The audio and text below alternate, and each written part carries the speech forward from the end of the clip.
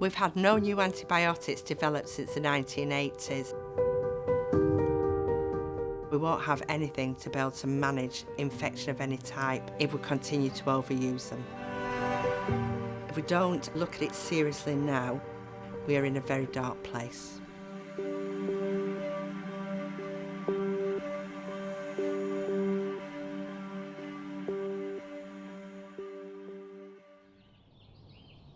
I'm a full-time working mum, got 3 children, Isla, who's 7, Finn, 5, and Ivy, 4. So I ended up having 3 sections, really close together.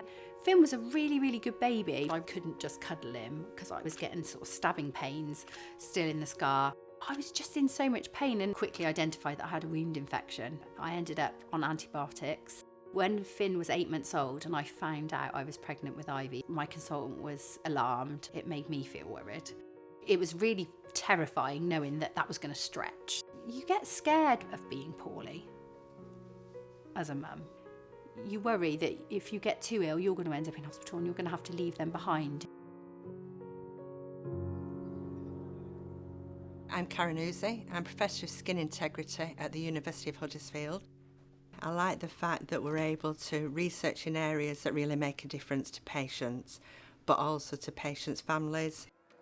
AMR is an umbrella term and it stands for antimicrobial resistance, and we're talking about that bacteria, those bugs being resistant to antibiotics, antimicrobials, antifungals and antivirals. Our whole aim of wound management is to prevent wound infection. When a patient develops a wound infection, it becomes quite painful. It can really be quite life-changing. We can't always prevent it, but we can identify it at an early stage. In the fight against antimicrobial resistance, we're using strategies that we call antimicrobial stewardship strategies.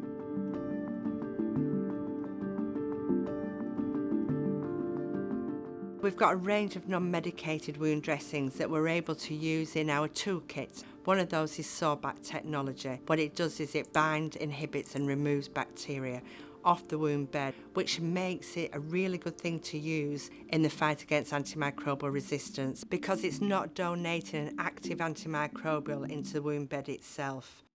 We developed the wound infection framework as a way of trying to standardise care and support clinicians in their decision making. We chose Sorbact dressings initially because we wanted to be able to use them on all patients across our organisation. The results of the framework were really encouraging. We saw a significant reduction in the use of bactericidal wound dressing products.